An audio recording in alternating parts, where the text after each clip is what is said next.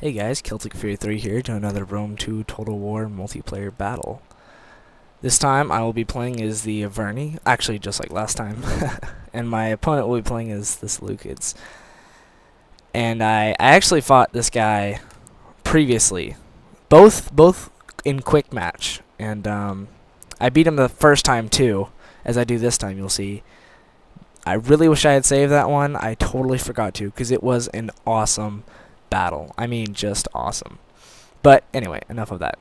I digress. I'll be going with the same setup as I fought the Swebby last time in my previously posted video, with 3 Oathsworn, 1 on each flank, 1 in the center, with 2 Celtic warriors on as fillers in between the Oathsworn, and 2 noble horse on each flank, with a heavy horse on each flank in the center, that heavy horse being upgraded with 2 chevrons. 2 Celtic slingers to harass the enemy, and just like last battle, which I can't show you, in this battle I will destroy his archers with those slingers, partly due to he forgot to manage his archers, but that's besides the point. Anyway, right off the bat you can see he took the initiative, took this high ground, and I literally thought, man, this is gonna suck. I'm probably not gonna win this if the entire game I'm just trying to get him off this high ground. But actually no, he does come off of it, but then it becomes a game of trying to outmaneuver pikemen, which isn't that hard, but it's still pretty difficult, especially with the way this guy plays. This guy is a really good player, I think, especially with doing his pikes. He'll start to attack one of my units, and I'll draw that unit back, and then once another unit goes in to squash him from behind, he turns his pikes around quickly and absorbs that attack. It's really frustrating. But anyway, you can see with him having the high ground, I'm kind of forced to withdraw, and he starts to bring his cavalry support over from the other flank, but he decides to not, and here he comes. He's still holding the high ground, but he's coming down off of that extremely steep hill.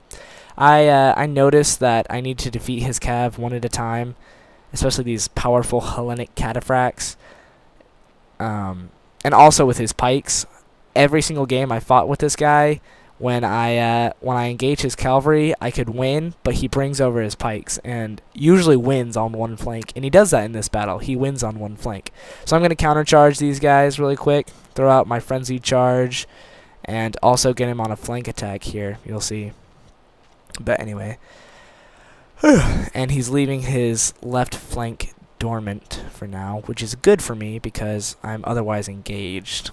I've got these three cav holding down that right flank, and right now I'm holding horrible ground. Look at this ground. It slopes downward. It's hilly and bumpy. It's terrible ground, but that's besides the point. I'm engaging his cavalry all around, trying to destroy them before they make quick work of my cavalry.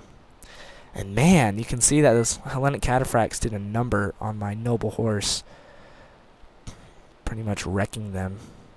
And over here too, 43, 55. Wow. They might have buffed the Hellenic cataphracts. I do not remember them being this good. I mean, I know they have a powerful charge, but dang. Anyway, I'm bringing over these Oathsworn to help in this battle. And I was also bringing over those Oathsworn because I almost knew that he was going to help his cavalry with pikes. Also, this entire time, I'm pelting his pikemen with slingers, which is kind of pointless. I think I actually start to hit these archers. I think I select my units to fire on these archers. Anyway, so I won that cav battle because of the awesome work of my Oathsworn, and for some reason they're steady, they're frightened by the elephants. Anyway, I'm now fighting on the left flank. I'm actually going to lose that entire flank. I also lost my general just then, so keep that in mind. But I lost that entire flank, but later you'll see I win on the right flank, and that's important to my victory. Anyhow, so I'm gonna do frenzy and headhunt, and I think in a minute here I'm gonna select shield wall. Can't quite remember whether I do or not, but anyway, I'm gonna withdraw my cav from that fight because they're just gonna get butchered in this melee mosh pit that's going on right now. and I don't want them to. My cavalry is engaging on the right flank with his. I put them in, I believe I put them in diamond formation, if I remember correctly, because that tends to help them a lot. And as you can see, as I said, I always feared him bringing over these thorax pikemen, and he does every time, and it really hurts me. Anyway, but actually on this flank is this is the flank that I win on. This flank I don't exactly. I chase off all his units that remain here, but I don't necessarily win. Anyway, so I got the rear charge on these Hellenic cataphracts, and now he's running his pikes into his own men, which doesn't negate them, but doesn't really help him, and he's just waiting here for some reason. Anyway, and now I'm bringing over my Oathsworn, just like I did down the other flank, to help out my cavalry, and things are going pretty well over here. I really should have gotten those heavy horse out of there, but alas, I didn't. Kind of sucks, but anyway. My Oathsworn were routed. They fought well and killed a ton of the enemy, but they didn't stay in the fight. They quit. I can't really blame them. That was overwhelming opponents on that side. So he's gonna run in his pikes again, and but luckily I'm gonna be able to outmaneuver them somehow, drawing my cav in and out, in and out, in and out, in and out constantly to win this fight. And I'm winning it quite handily at the moment, right now. Anyway, my slingers are now pelting his archers. You can see they've brought him down quite a bit with their stones, throwing them at him. Earlier I joked with this guy I was playing with, because we're now friends on Steam since we play so much, but I joked with him I was targeting his cataphracts earlier because there was the only thing I could target, and I was like, my men throwing these stones at your cataphracts is the equivalent of shooting a tank with a 22. It's kind of pointless. There's genuinely no point in doing it. Anyway, I'm gonna withdraw these Oathsworn because they're gonna get entrapped and destroyed by everything around them. Here I'm gonna run my horse into his pikes. Directly onto them, but he's gonna quickly change formation and start to destroy my cavalry, but I'm gonna get a rear charge with my Oathsworn. And that's what I was talking about. He immediately reacted to my cavalry, and it was kind of annoying. But anyway, so I'm gonna withdraw my Oathsworn because I don't want them to fight pikes directly. That's kind of foolish. I had 2 cavalry left. No, 3 cavalry left. That's right, 3 cavalry left. I decided to and I did some foolish things here. Mostly due to his good maneuvering of his pikes, like I said earlier, he had a tendency to do. But I'm gonna split up my cavalry now and divide them back up among the flanks, and help my men on each flank. I'm gonna move this noble horse over here to destroy his general, his Hellenic cataphracts. And then I go for his archers. I'm going to rout these guys. They're going to come back later, but I rout them. That's the important part. See, it's kind of stupid. They're running. My horses are clearly right next to the guys, but then they put their pikes down, and all of a sudden, anyway, it was frustrating. So I'm going to withdraw my cavalry because I'm constantly watching him maneuver his pikes just into my ranks. I don't want him to do that, obviously. Sorry.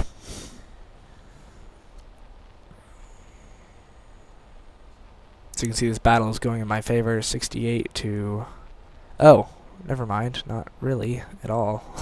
I think pretty soon here I'm going to draw these Celtic warriors away. Yeah, I am. I remember. I'm going to draw those Celtic warriors away and help them in the melee fight that's going on over there. I charge his general right here,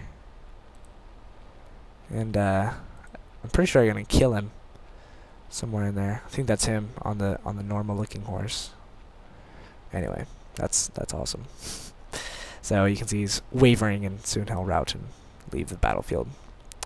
So those heavy horse routed. Now I'm down to 2 noble horse. I'm down 1 Oathsworn, and I haven't lost my slingers yet. I only lose this unit in the end. Spoiler alert.